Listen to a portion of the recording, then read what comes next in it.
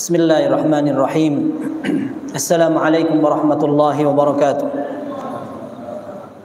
Alhamdulillahi rabbil alamin wa bihi nasta'inu ala umurid dunya waddin. Wassalatu wassalamu ala ashrafil anbiya'i wal mursalin nabiyyina Muhammadin wa ala alihi wa sahbihi wat tabi'in wa man tabi'ahum bi ihsanin ila yaumiddin. Ya ayyuhalladzina amanu taqullaha haqqa tuqatih wa la tamutunna illa wa antum muslimun. يا أيها الناس اتقوا ربكم الذي خلقكم من نفس واحدة وخلق منها زوجها وبث منهما رجالا كثيرا ونساء واتقوا الله الذي تساءلون به والأرحام إن الله كان عليكم رقيبا يا أيها الذين آمنوا اتقوا الله وقولوا قولا سديدا يصلح لكم أعمالكم ويغفر لكم ذنوبكم ومن يطع الله ورسوله فقد فاز فوزا عظيما أما بعد. Ikhwah sekalian, alhamdulillah kita akan melanjutkan kembali insyaallah kajian tentang hadis yang berkaitan dengan Kitabul Jami'. Dan kita sangat berharap semakin banyak hadis yang kita pelajari, kita akan semakin merasa mulia dengan ajaran kita, dengan akhlak, tingkah laku maupun aktivitas yang kita samakan dengan aktivitas Nabi sallallahu alaihi wasallam. Kita sampaikan pada pertemuan yang lalu, sebagian hadis yang kita kupas apalagi berkaitan dengan akhlak sudah kita pelajari. Bahkan bukan hanya sudah kita pelajari, ketika kita masih kecil kita sudah mendapatkan pelajaran itu. Akan tetapi ketika kita anggap itu sesuatu biasa, sesuatu yang tidak berharga, maka terkadang kita anggap itu merupakan sesuatu yang remeh. Kita pelajari insyaallah sebentar lagi hadis yang sering kita singgung, betapa hal ini adalah sesuatu yang sangat biasa kita lihat. Akan tetapi karena kita anggap sesuatu yang tidak berharga, maka kita tinggalkan begitu saja. Padahal Nabi sallallahu alaihi wasallam akan sebutkan orang yang melakukan itu sama dengan syaitan. Dan itu dianggap biasa di tengah masyarakat kaum muslimin. Maka ikhwah sekalian, kita ingin meneladani sahabat Salman Al-Farisi radhiyallahu an ketika beliau ditanya oleh seseorang, qad 'allamakum nabiyyukum kulla syai'in hatta al-khira'ah, kamu sudah diajari nabimu sesuatu sampai urusan cebok? Qala ajal, iya. Bangga dia dengan ajaran Islam. Dia banggakan ketika Islam ini komplit mengajarkan semuanya. Laqad nahana an nastaqbilal qiblata bi baulin aw gha'id. Kita diajari oleh Nabi SAW dilarang untuk buang hajat menghadap kiblat. Kiblat itu kita hargai, kita hormati, sehingga ketika kita buang hajat kita tidak menghadap kiblat. Sekalipun ada pembahasannya insyaallah, hadis ini kita akan sampai insyaallah. Akan tetapi yang kita ingin pelajari, betapa seorang sahabat bangga sekali dengan ajaran Nabi sallallahu alaihi wasallam, dan itu dijadikan tolak ukur pada saat mereka akan memberikan fatwa. Kalau seandainya mereka tidak tahu, baru mereka berijtihad. Akan tapi hukum asalnya ketika mereka akan menyampaikan atau memberi jawaban, mereka akan lihat dulu hadis Nabi sallallahu alaihi wasallam. Dan kita pelajari pada beberapa kajian, tidak boleh seseorang memprioritaskan pendapat seseorang daripada pendapat Nabi sallallahu alaihi wasallam. Dan ini disampaikan oleh para ulama 4 mazhab. Dan kita nukil salah satu saja di antaranya pendapat Al-Imam Syafi'i rahimahullah ketika beliau mengatakan, "Idza rawaitu haditsan sahihan 'an Rasulillah sallallahu alaihi wasallam falam akhudh bihi fa ushhidukum anna 'aqli qad dhahab." Imam Syafi'i mengatakan, apabila aku meriwayatkan satu hadis yang sahih kemudian aku tidak kerjakan, maka aku persaksikan kepada kalian bahwa akalku telah pergi, akalku telah hilang. Beliau juga mengatakan, ajma'a al-muslimun ala anna man istabanat lahu sunnatu Rasulillah sallallahu alaihi wasallam fala yahillu lahu an yada'aha liqauli ahad. Para ulama kaum muslimin telah sepakat bahwa seseorang yang telah mengetahui sebuah sunnah dari Nabi sallallahu alaihi wasallam dan ini ketentuannya seperti itu, maka tidak boleh dia tinggalkan hanya karena pendapat seseorang. Ini pernyataan Imam Syafi'i rahimahullah. Ini Habib, ini Imam Syafi'i, ini imam yang Habib. Ya. Maka beliau ketika menjelaskan tentang hadis yang berkaitan dengan pimpinan, kepemimpinan, pejabat itu harusnya dari bangsa Quraisy. Harusnya dari bangsa Quraisy, karena Rasulullah SAW mengatakan dalam hadis yang sahih riwayat Imam Muslim, al-wilayatu min Quraisy. Sesungguhnya jabatan itu mestinya diambil oleh suku Quraisy. Dan dikatakan oleh Abu Bakar radhiyallahu anhu, Quraisy wasatul Arab. Mereka adalah bangsa Arab yang paling terhormat, paling mulia. Dan kita anggap itu merupakan sebuah agama yang kita yakini. Nah, maka sebagian ulama mazhab Syafi'i menyatakan bahwa mazhab Syafi'i lebih hebat. Kenapa? Karena imamnya Habib. Ya. Akan tetapi disebutkan oleh sebagian ulama mazhab Maliki kalau tidak salah, bahwa hadis yang berkaitan dengan wilayah atau kepemimpinan itu tidak nyambung ke mazhab. Itu berkaitan dengan kepemimpinan seorang yang akan memimpin. Seandainya dia mendapatkan orang yang pantas dijadikan pimpinan dari bangsa Quraisy, maka itu dipilih. Tapi bukan berarti mazhab yang dipimpin oleh imam yang bernasabkan Quraisy itu lebih hebat dari mazhab yang lain. Tapi intinya itu hanya tambahan saja. Wa illa masing-masing sudah tahu bahwa masing-masing ulama mazhab tidak ada yang mengajak untuk fanatik. Tidak ada di antara mereka yang mengajak, ayo yang penting kita pertahankan mazhab kita. Tidak ada. Tapi mereka semua mengatakan apabila sebuah pendapat bertentangan dengan hadis Nabi SAW, tinggalkan pendapat itu. Ya, Imam Abu Hanifah mengatakan, "Idza qultu qawlan yukhalifu kitaballahi wa khabar ar-rasul, fatruku qawli." Imam Abu Hanifah mengatakan, apabila aku memiliki sebuah pendapat bertentangan dengan Al-Qur'an dan hadis, tinggalkan. Imam Malik juga sama, pendapatnya seperti itu. "Ma min ahadin illa wa yu'khadhu min qawlihi wa yurad illa sahibu hadzal qabr." Tidak ada seorang pun yang bisa diambil maupun ditinggalkan pendapatnya. Semuanya bebas, tidak harus diambil. Kecuali Rasulullah SAW pendapatnya harus dipilih, tidak boleh ditinggalkan. Maka ikhwah sekalian, ketika kita mengenal hadis-hadis, kita ingin bahwa pilihan itu kita ketahui yang mana yang harus diprioritaskan, termasuk dalam aktivitas keseharian. Dan Syekh Shalih Al-Utsaimin hafizahullah, beliau mengatakan kesalahan fatal pada saat sebagian kaum muslimin menganggap pelajaran tentang zikir tidak penting, itu salah sekali. Kenapa demikian? Karena zikir itu kita butuhkan setiap saat. Maka kalau seandainya kita pernah mempelajari, kita pelajari lagi. Karena zikir itu membutuhkan fikih. Dan buktinya memang tidak dipungkiri, kita kebanyakan tidak tahu tentang zikir yang kita baca. Seandainya kita tahu zikir itu, niscaya kita lebih yakin dan lebih bersemangat untuk mengerjakan. Dalam riwayat Sahih Bukhari, Rasulullah SAW menyatakan agar orang yang minum susu juga berkumur setelah dia selesai. Dan ini dalam Sahih Bukhari disebutkan, Bukhari dan Muslim bahkan, anna Nabi SAW syariba labanan wa tamadmad. Rasulullah SAW minum air susu, kemudian beliau berkumur.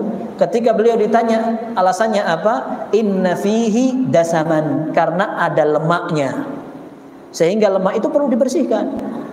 Dan dalam sebuah riwayat Muslim disebutkan bahwa Rasulullah SAW menyatakan, bukan riwayat Muslim ini, tapi riwayat ini sahih. Rasulullah SAW menyatakan, man nama wa fi yadihi ghamrun falam yaghsilhu fa asabahu syai'un fala yalumanna illa nafsah.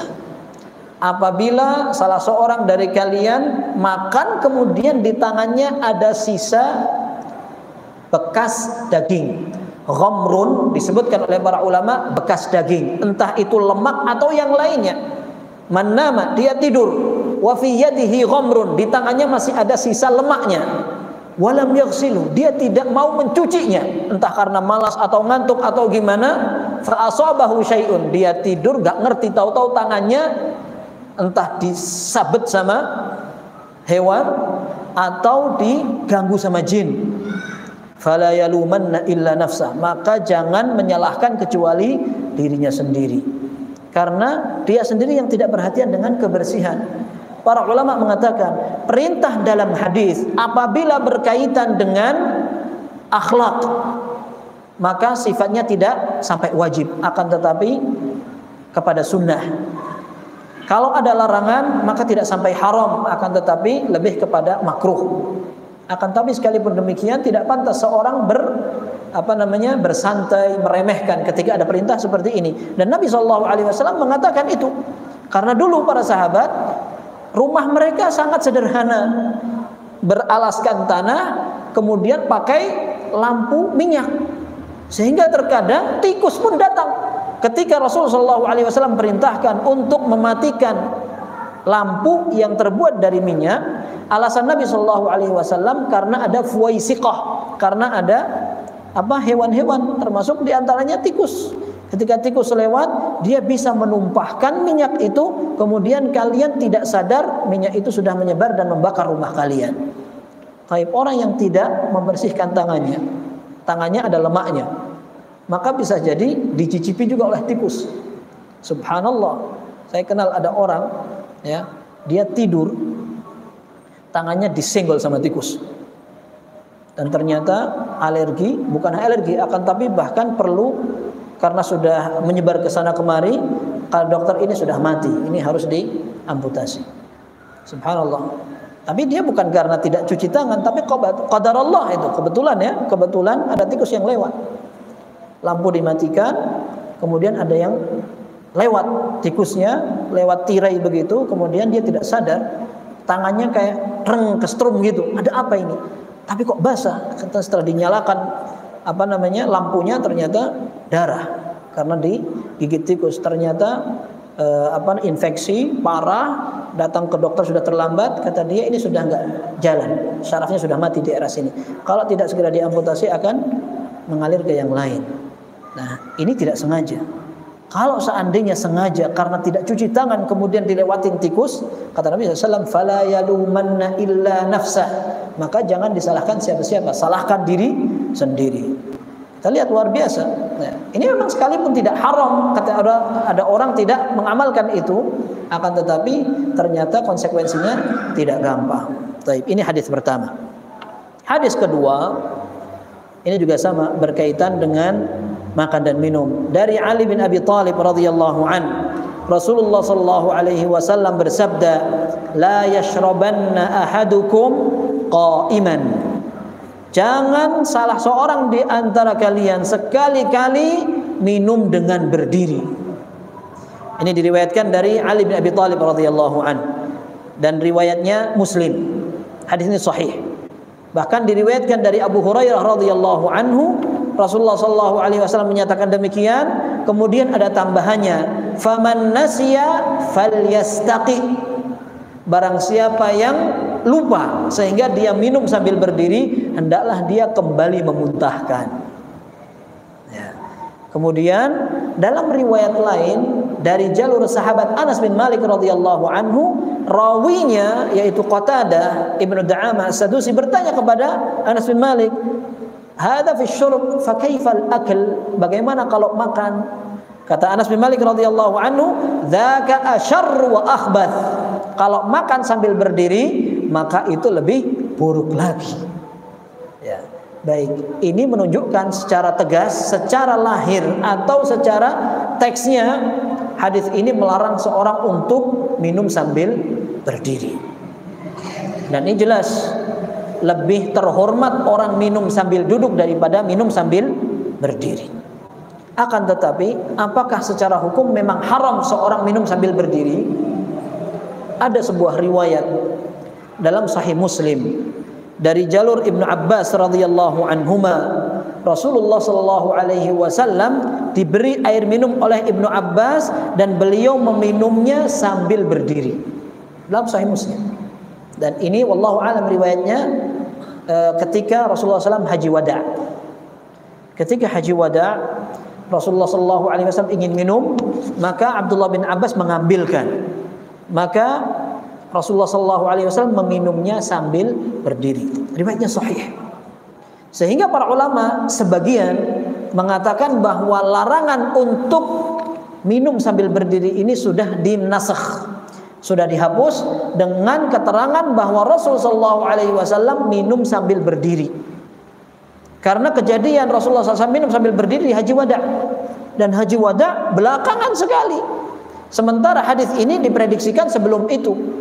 Tidak mungkin dalam waktu yang sama Rasulullah SAW mengatakan jangan minum sambil berdiri, kemudian Rasulullah SAW beberapa waktu yang datang langsung minum sambil berdiri. Tidak mungkin. Nah, maka para ulama mengatakan Haji Wada jelas belakangan. Maka kalau seandainya ditinjau dari sisi sejarah, dari tanggalnya, maka bisa jadi hadis yang menunjukkan Rasulullah SAW minum sambil berdiri menghapus larangan tadi. Akan tapi kata Hafidz Ibnu Hajar, untuk mengkompromikan tidak perlu menyebutkan bahwa hadis itu sudah mansukh. Karena sebuah hadis apabila dinyatakan mansukh, maka dia tidak dipakai sama sekali. Karena apa? Hukumnya sudah mansukh. Akan tetapi ketika hadis itu tidak mansukh tapi masih diamalkan, maka hadis ini lebih pantas untuk dikerjakan tapi melalui kondisi yang berbeda. Dan ini yang disampaikan oleh mayoritas para ulama. Mayoritas ulama mengatakan bahwa yang lebih afdal minum sambil duduk. Akan tetapi minum sambil berdiri yang diperagakan oleh Nabi SAW untuk menjelaskan bahwa minum itu boleh sambil berdiri. Dan ini yang dipahami oleh mayoritas ulama. Maka riwayat Muslim dari Ali bin Abi Thalib yang Rasul SAW menyatakan la yashrabanna ahadukum qa'iman. Ada riwayat lain dalam Sahih Muslim pula, Ali bin Abi Thalib sengaja minum sambil berdiri. Ali bin Abi Thalib minum sambil berdiri sengaja. Dalam riwayat itu dikatakan fara'ahun nas ka'annahum istangkaru.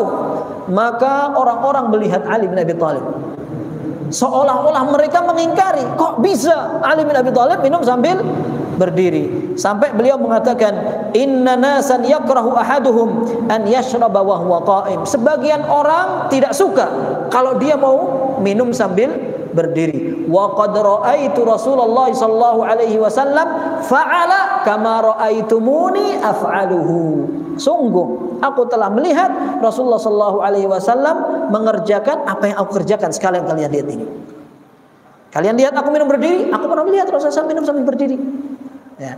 Wa inni la ashrabu qa'idan wa qad ra'aitu Rasulullah sallallahu alaihi wasallam yashrabu qa'idan. Dan aku juga pernah minum sambil duduk karena aku juga pernah melihat Rasulullah sallallahu alaihi wasallam minum sambil duduk. Berarti dua-duanya boleh. Mau minum sambil berdiri atau minum sambil duduk. Akan tetapi yang lebih afdal adalah minum sambil duduk. Sebagian ulama mengatakan minum sambil berdiri ini bisa membuat keselak. Untuk orang yang punya penyakit di lambungnya, minum sambil berdiri bisa berbahaya.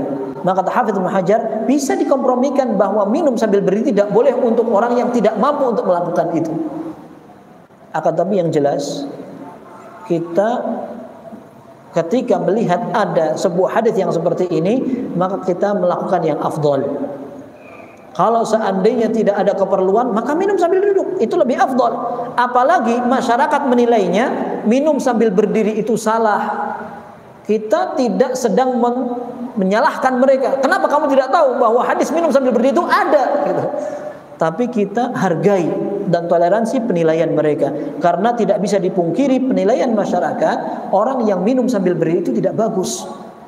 Dan para ulama menasihati seorang penuntut ilmu sudah sepantasnya menjaga kehormatan dirinya. Kita lihat bahwa Imam Syafi'i rahimahullah menyatakan lau kana syurbu ma'il baridi ma yathlamu syai'an min muru'ati ma syarabtu illa harran. Imam Syafi'i mengatakan seandainya minum air yang dingin bisa mengurangi penghormatan orang kepada aku, maka aku akan minum air panas terus. Padahal minum air panas atau air dingin dua-duanya mubah. Semuanya sepakat mubah semuanya. Akan tapi Imam Syafi'i ingin menjelaskan karena penilaian masyarakat itu penting. Seorang talibul ilm sekalipun apa yang dia lakukan mubah atau boleh, akan tetapi jika mengurangi penghormatan masyarakat maka jangan dilakukan. Dan ini berlaku untuk semuanya. Termasuk potongan rambut. Ditegaskan oleh Syekh Muhammad Shalih Al-Utsaimin rahimahullah ketika dalam beberapa riwayat dan kitab Syama'il Muhammadiyah disebutkan bahwa rambut Nabi sallallahu alaihi wasallam panjang sampai pundak. Akan tetapi itu difahami karena pada saat zaman Nabi Shallallahu Alaihi Wasallam orang-orang rambutnya segitu, sehingga ketika masyarakat menilai bahwa masa telah berubah, rambut yang panjang sudah tidak sesuai misalkan, maka tidak mengapa kita mengikuti gaya masyarakat, karena memang Rasul Shallallahu Alaihi Wasallam mempraktekkan itu sesuai dengan kebiasaan masyarakat. Seperti Rasulullah pakai sarung.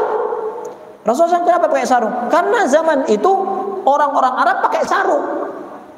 Sehingga ketika berjihad pun, kita pernah sampaikan sepertinya ini, ketika berjihad Rasulullah SAW melihat ada orang kafir terjengkang, terbunuh sampai auratnya terbuka, Rasulullah SAW tertawa. Dia pakai sarung. Karena masyarakat di zaman itu menggunakan sarung sebagai pakaian kebiasaan, maka Rasulullah SAW pakai sarung. Maka tidak perlu ada orang yang datang mengatakan saya suka pakai sarung karena lebih sunnah, kau pakai celana enggak sunnah.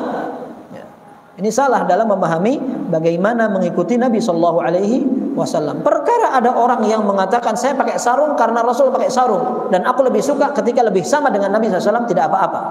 Dan insya Allah dia dapat pahala. Akan tapi dia yakini bahwa sarung adalah sunnah, ini salah. Seperti itu.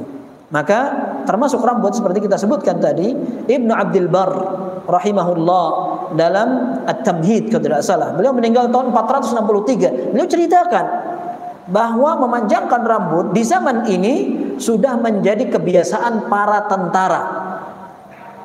Wa ahlus shalah yatajannabuna dzalik. Sementara orang-orang soleh tidak menggunakan itu. Mereka tidak mempraktekkan. Artinya orang-orang alim, penuntut ilmu, tokoh masyarakat, mereka tidak membiasakan rambut panjang. Tapi rambut panjang biasa dipakai oleh para tentara. Nah, zaman sekarang kebalik. Tentara kan rambutnya lebih dipendekkan. Tapi itu uruf, itu kebiasaan. Maksud kita bahwa kebiasaan yang ada di zaman Nabi SAW bisa berubah. Ternyata orang-orang soleh di zaman Ibnu Abdul Bar, mereka sudah tidak sama. Dan mereka pahami tidak seperti itu selalu untuk mengikuti sebuah sunnah. Maka di zaman sekarang demikian pula. Ada ustaz, tiba-tiba dia gondrong segini. Bisa jadi ketika khutbah Jumat tidak dipandang pantas oleh jamaahnya. Kok bisa ustaz ini rambutnya panjang, digelung lagi. Bahkan kalau antum tahu di riwayat Syama'il Muhammadiyah, Rasulullah SAW pun menggunakan kuncir. Bahkan kuncirnya bisa jadi 3. Ketika Fathu Makkah, Rasulullah SAW datang sambil kunciran, rambutnya dikuncir. Sekarang ada imam di sini khutbah Jumat, rambutnya kunciran begini. Kira-kira jamaah mau apa? Turun Ustaz. Ya, artinya kita perlu mempertimbangkan penilaian masyarakat selama penilaian itu tidak bertentangan dengan syariat. Termasuk juga dalam berbicara, sopan santun. Anak kecil duduk di atas, ada orang tua. Termasuk diantaranya kalau orang Arab, saya pernah sampaikan kepada antum, menyelonjorkan kaki itu tidak termasuk hal yang terpuji, ya kan? Apalagi jika dilakukan kepada orang yang lebih dihormati. Maka ini merupakan khawarimul muru'ah di zaman para ulama. Dan sampai sekarang antum jangan menyelonjorkan kaki kalau di depan orang Arab asli.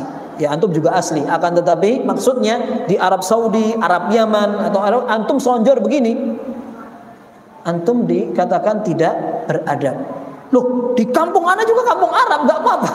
Antum nggak usah protes masalah kayak begitu. Itu diselesaikan saja. Apa yang dipakai di daerah itu antum lakukan. Nanti antum di sini mau jungkir balik terserah antum. Ya.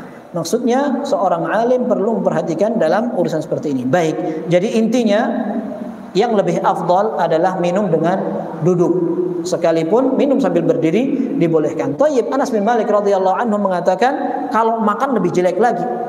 Tapi ada beberapa riwayat para sahabat mereka makan bitikh, makan semangka sambil berdiri, bahkan lempar-lemparan. Ini menunjukkan bahwa makan pun boleh. Akan tapi kita kembalikan pada saat kita bisa melaksanakan yang afdal, maka itu yang sudah sebaiknya kita kerjakan. Baik. Hadis ketiga, hadis Ibnu Umar radhiyallahu anhuma, anna Rasulullah sallallahu alaihi wasallam qala, Rasulullah sallallahu alaihi wasallam bersabda dalam hadis riwayat Ibnu Umar, "Idza akala ahadukum falyakul biyaminihi." Apabila salah seorang di antara kalian makan, makanlah menggunakan tangan kanan. Wa idza syariba falyashrab biyaminihi. Apabila minum, minumlah dengan tangan kanan. Fa inna syaitana ya'kulu bishimalihi wa yashrabu bishimalihi. Karena setan makan dan minum menggunakan tangan kiri. Hadis riwayat Muslim. Selesai sudah itu. Tidak perlu dijelaskan. Orang yang makan dan minum pakai tangan kiri sama dengan setan. Sudah, itu nas hadis. Dikatakan orang yang makan dan minum pakai tangan kiri sama dengan setan. Selesai sudah. Sekalipun para ulama tidak ada mengatakan bahwa makan dan minum menggunakan tangan kiri termasuk dosa besar. Tidak.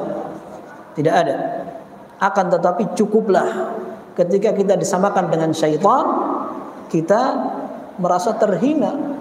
Sekalipun sebagian orang lebih dahsyat dari syaitan. Jadi gangguannya lebih parah dari gangguan syaitan.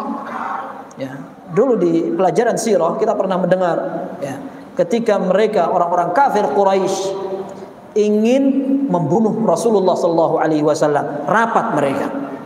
Rapat, syaitan datang. Yatamatsal bi surati insan. Dia keluar menyerupai bentuk manusia. Nimbrung di rapat itu. Ini iblis datang. Nimbrung dalam wujud manusia. Maka semuanya memberikan usulan. Syaitan memberikan usulan. Sampai giliran orang, ada salah satu dari mereka punya usulan begini. Apa namanya? Ana punya usulan yang lain lagi. Caranya masing-masing kabilah mengutus satu orang. Semua kabilah mengutus satu orang. Kemudian setelah Muhammad terbunuh, darahnya disemprotkan ke pedang orang itu, sehingga darah Muhammad akan menyebar ke semua pedang kabilah yang ada ini, sehingga Bani Hashim tidak bisa menuntut balas. Kata setan, ini usulan yang lebih hebat dari usulan. Ya. Jadi ada manusia yang lebih syaitan dari syaitan. Ya. Di zaman ini tidak menutup kemungkinan ada orang yang lebih setan dari setan. Jadi kalau Ramadan setan dibelenggu, kalau ini sudah senior, jadi kader sudah berhasil dia, maka dia tetap berkelabakan. Ya, bukan kelabakan, tapi tetap kelayapan untuk mengganggu kaum muslimin. Ya, maka na'udzubillah. Ya, Allah Azza wa Jalla mengatakan, "Innasyaitana lakum aduwwun fattakhiduhu aduwwa." Setan itu musuh bagi kalian. Jadikan musuh. Jangan dijadikan kawan. Antum tahu, sama muslimnya masih saudara, tapi kalau lagi satru, lagi nggak akur, keluar bajunya sama, ganti ya. Ganti itu. Mau ada rapat, mau ada kawinan, tuh bajunya sama. Bukan hanya khawatir dikira pembagian anak miskin, ya, tapi karena lagi nggak enak karena merjal nih, ganti bajunya. Subhanallah, ini sama setan suka aja. Ya, maka kita katakan sebagian orang anggap yang seperti ini remeh biasa, sehingga kadang pengajian kayak begini tentang makan larangan menggunakan tangan kiri, habis itu ada pembagian snack makanya pakai tangan kiri. Ya, subhanallah. Mudah-mudahan kita bisa mudah untuk mempraktekkan hadis ini, dan menggunakan tangan kanan ini disampaikan dalam hadis Aisyah. Rasulullah SAW memberikan penghormatan untuk tangan kanan. Ya. Karena Nabi sallallahu alaihi wasallam yu'jibuhu tayammun fi tana'ulihi wa tarajjulihi wa fi tuhurihi wa fi sya'nihi kulli. Rasulullah SAW terbiasa lebih memilih menggunakan tangan kanan untuk memakai sandal. Maksudnya mendahulukan kanan. Kemudian ketika beliau menggunakan minyak wangi, ketika beliau bersuci, ketika beliau juga menyisir rambut, beliau suka menggunakan atau memprioritaskan bagian kanan. Dan dalam riwayat Aisyah radhiyallahu anha pula, di riwayat Abu Dawud, kanat yadu Rasulillah sallallahu alaihi wasallam al-yumna li tuhurihi wa ta'amihi wal yusra li khilafihi wa ma kana minal adha. Tangan kanan Nabi sallallahu alaihi wasallam dipakai untuk bersuci dan untuk makan, sedangkan yang kiri untuk yang lain, termasuk ketika membersihkan kotoran. Bersihkan kotoran dipakai makan, kan kebalik. Ya, tangan ini ya kalau salaman kayak salaman. Ada orang datang salaman, ahlan kike bekhair, bekhair pakai tangan kiri. Ini lagi selfie, lagi selfie. Aslinya pakai tangan kanan, tapi kelihatannya pakai tangan kiri. Ini urusan lain. Ya. Akan tetapi yang sebenarnya tidak pantas sekali. Ya. Ketika orang menggunakan hal yang terhormat justru menggunakan tangan kiri. Taib, ini sudah isya ya.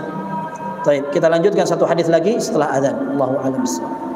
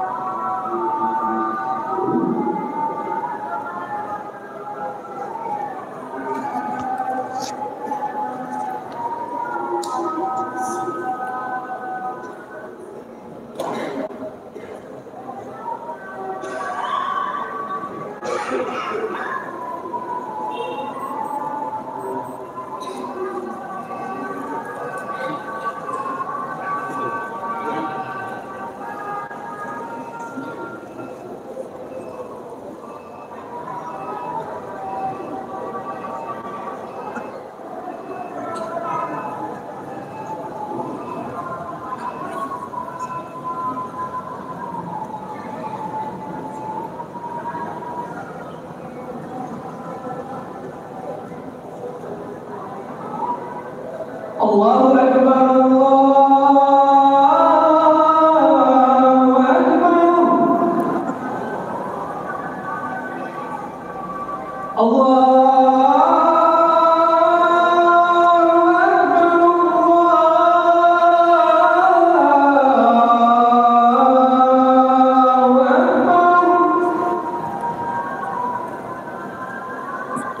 Asyhadu an la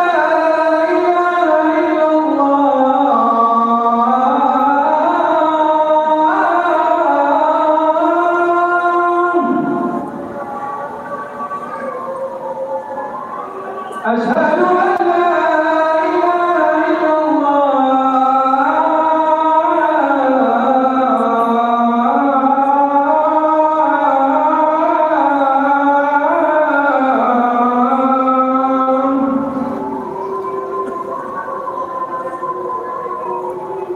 أشهد أن محمدا رسول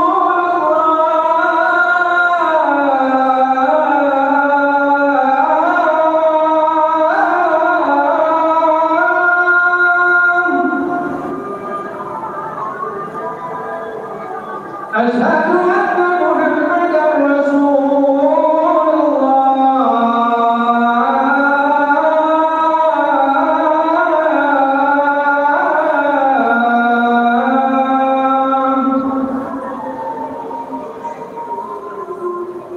حي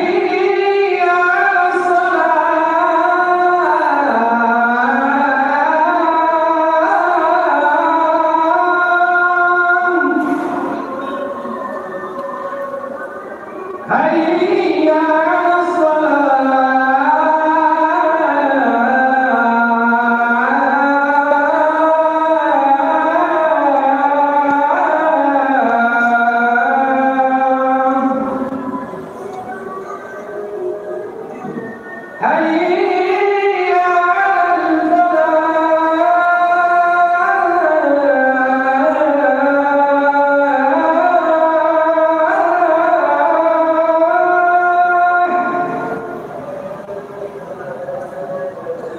حي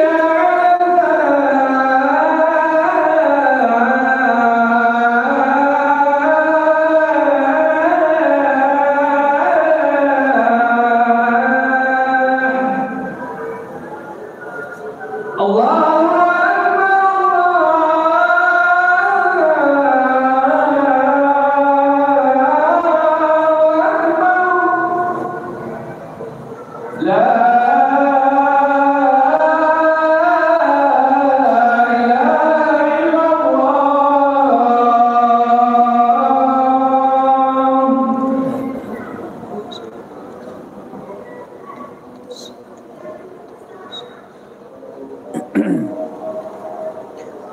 Baik, kita lanjutkan hadis terakhir pada pertemuan malam hari ini hadis yang hasan. Dan hadis yang hasan bisa diamalkan sebagai dasar dari amal kita. An Amr bin Shu'aib an abihi an jaddihi. Riwayat ini disampaikan oleh Amr bin Shu'aib dari ayahnya, dari kakeknya. Dan ini menunjukkan bahwa sebagian ulama memang tinggal di dalam keluarga yang semuanya meriwayatkan hadis. Dan ini bukan beliau satu orang. Ada Bahz ibnu Hakim an abihi an jaddihi. Bahz ibnu Hakim meriwayatkan dari ayahnya, dari kakeknya, yaitu Muawiyah ibnu Haidah al-Qushairi. Ada riwayat lain lagi, para ulama yang meriwayatkan hadis itu dari bapaknya, dari kakeknya. Ini menunjukkan bahwa mereka meriwayatkan hadis itu dari keluarga yang sama-sama memperhatikan ilmu hadis. Bahkan ada sebuah riwayat atau seorang rawi yang dikenal, orang yang terpercaya, thiqah. Di zaman itu ada seorang imam yang lebih thiqah dari dia. Akan tetapi kalau sudah berkaitan dengan hadis yang disampaikan oleh mbahnya, maka orang tadi lebih thiqah dari sang imam. Namanya Israil ibnu Yunus ibnu Abi Ishaq as-Sabi'i. Israil ibnu Yunus ibnu Abi Ishaq as-Sabi'i ini meriwayatkan dari kakeknya, yaitu Abu Ishaq as-Sabi'i. Israil orang yang thiqah, terpercaya, kuat hafalannya. Tapi di zaman beliau ada imam yang lebih kuat dan lebih hebat dalam periwayatan hadis, namanya Sufyan ats-Tsauri, dan ada Syu'bah ibnu al-Hajjaj. Dua-duanya, Syu'bah ibnu al-Hajjaj dan Sufyan ats-Tsauri, merupakan ulama hadis yang sampai diberikan gelar Amirul Mukminin fil hadis. Tidak bisa dibandingkan dengan Israil ibnu Yunus. Dia thiqah, akan tetapi tidak sampai sekelas Sufyan ats-Tsauri dan Syu'bah.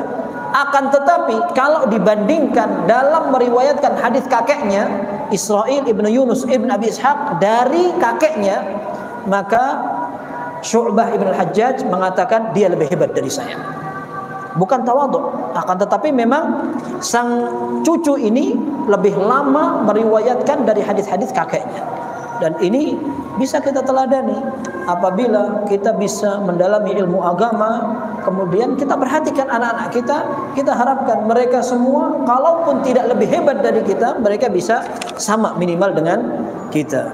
Taib. Akan tetapi dalam riwayat ini Amr bin Shu'aib posisinya saduq, sehingga hadisnya tidak sampai sahih, akan tetapi hadisnya hasan. Dia meriwayatkan dari bapaknya namanya Shu'aib, dan Shu'aib juga sama, saduq, tidak sampai thiqah, sehingga hadisnya tidak sahih, akan tetapi hasan. Abdullah bin Amr radhiyallahu anhuma qala Rasulullah sallallahu alaihi wasallam, Rasulullah SAW bersabda, kul washrab walbas wa tasaddaq fi ghairi sarafin wala makhilah. Makan, minum, berpakaianlah dan bersedekahlah, terserah kamu selama tidak berlebihan dan tidak memuat kesombongan. Hadis ini diriwayatkan oleh Abu Dawud dan Imam Ahmad, dan juga diriwayatkan oleh Imam Bukhari, akan tapi tidak disebutkan sanadnya secara lengkap. Intinya hadis ini hasan, dan hadis ini memerintahkan seseorang untuk bebas dalam mengatur rutinitas hariannya. Mau makan apa silahkan, mau minum apa silahkan, mau pakai pakaian yang bagaimanapun silahkan, dengan catatan tidak boleh berlebihan dan tidak boleh sombong. Dan pakaian seseorang, contohnya, boleh dia mau menggunakan apa selain pakaian yang dilarang dalam syariat. Di antara pakaian yang dilarang dalam syariat adalah pakaian laki-laki yang menyerupai pakaian wanita. Demikian pula pakaian wanita yang menyerupai pakaian laki-laki. Sekaya apapun orang mampu untuk membeli pakaian yang harganya 5 juta, tapi kalau pakaian itu dipakai perempuan yang menyerupai laki-laki, haram. Demikian pula sebaliknya. Demikian ketika pakaian itu menyerupai pakaian orang kafir, tidak boleh dipakai. Karena pakaian itu kita dilarang untuk sama dengan mereka. sisanya silahkan, selama tidak berlebih-lebihan. Dan ukuran berlebih-lebihan berbeda satu orang dengan yang lain. Ini pernah disampaikan oleh Syekh Husain Ali Syekh dalam pengajian di Masjid Nabawi. Beliau katakan, sebagian orang membeli mislah. Mislah itu ini, pakaian kebesarannya orang Saudi. Kalau kita jas, tapi kalau mereka karena pakai jubah, maka ada jas yang panjang itu, tapi bukan jas, tapi pakaian yang dipakai untuk di di luarnya jubah. Nah, itu kata beliau, bisa sebagian orang beli dengan harga 5.000 real. 5.000 real itu 20 juta. Hanya satu pakaian saja 20 juta. 20 juta. Kelewatan banget kan? Tapi sebagian orang kalau gajinya sampai 50.000. 50.000 real misalkan. Lalu dia pakai pakaian yang harganya 5.000 real untuk bertemu dengan pejabat-pejabat. Masuk akal saja kata beliau. Maka hitungan berlebihan itu berbeda-beda. Kita pakai pakaian harganya berapa ini? 1 juta. Mahal sekali 1 juta, mending makan 1 bulan bisa pakai 1 juta itu. Itu antum. Sebagian orang pakai pakaian harga 1 juta biasa saja karena memang gajinya banyak. Yang penting gaji yang halal, tidak masalah. Tapi kalau sabetan urusan lain itu. Ya, nanti pakainya juga pakaian sabetan, kesabet nanti sama malaikat gitu. Ya, jadi intinya ukuran larangan seorang menggunakan pakaian selama tidak berlebihan dan tidak sampai sombong. Di zaman sahabat ada orang yang pakai pakaian kemudian didekati oleh sahabat yang lain, dia tarik bajunya. Maka ngamuk dia sahabat itu. Kenapa yang ditarik-tarik begitu? Akhirnya bertikai depan Nabi sallallahu alaihi wasallam, mereka beradu. Kata sahabat yang tadi menarik pakaian, sudah, aku lepas pakaian ini, aku kasihkan ke dia. Orang yang tadi bilang, anak enggak mau terima, nanti ada ketularan sombong sama dia. Ya. Artinya pakaian itu bebas saja selama kita tidak sampai sombong. Makan juga sama demikian. Para ulama mengatakan, antum mau ganti-ganti makanan silahkan. Tidak ada masalah. Buktinya di zaman Nabi Shallallahu Alaihi Wasallam ada kurma barni, ada kurma biasa. Barni itu sebuah model kurma yang mahal. Sampai sebagian sahabat pengen menukar satu kilo ini dengan 2 kilo ini. Dilarang oleh Nabi SAW. Tidak boleh. Ini nanti riba jatuhnya. Nanti jatuhnya riba. Tapi maksudnya di zaman itu para sahabat pun terkadang makan dengan kurma yang harganya mahal dan kadang mereka makan makanan yang kurmanya murah. Tidak apa-apa selama tidak berlebihan. Sebagian orang tiap pekan harus makan daging. Ya, Anda dengar katanya kebiasaan orang di sini begitu. Oh, Masya Allah, Allahumma barik. Di sana di Arab Saudi ada orang keturunan Yaman tapi sudah Saudi. Dia Masya Allah saudagar kaya dia.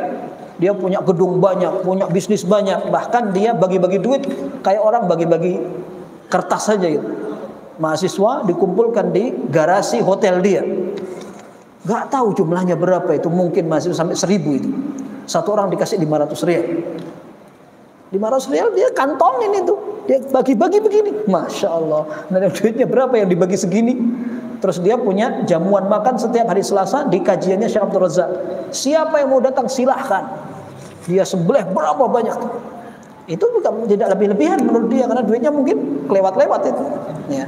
Maka intinya dalam syariat kita dibolehkan untuk makan bebas, minum, berpakaian termasuk sedekah selama tidak berlebihan. Sedekah berlebihan bagaimana? Tidak boleh. Dalam syariat, seorang ketika sedekah berlebihan, dia bisa jadi nanti justru tidak mendapat pahala. Walladzina idza anfaqu lam yusrifu wa lam yaqturu. Orang-orang yang apabila mereka bersedekah, mereka tidak berlebihan tapi tidak pelit pula. Ini merupakan sifat ibadur rahman, hamba-hamba Allah Subhanahu wa taala. Ini yang dapat kita bahas pada malam hari ini, semoga bermanfaat dan kurang lebihnya mohon maaf. Wassallallahu wasallam wa baraka ala abdihi wa rasulih nabiyina Muhammad wa ala alihi wa sahbihi ajma'in. Baik, 2 menit lagi barangkali ada mau disampaikan, silakan.